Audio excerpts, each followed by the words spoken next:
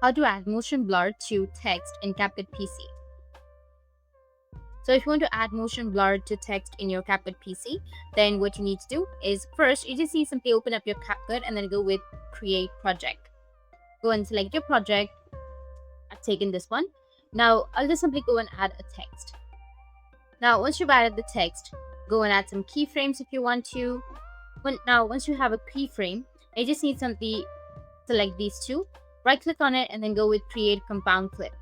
Once you've created, now you just need to simply go with the video section, and here if you scroll down then you'll find an option of motion blur.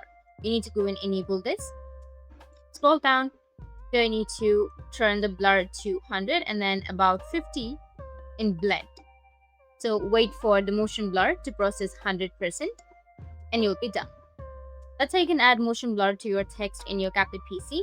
If you found this video helpful, hit the subscribe button and thanks for watching.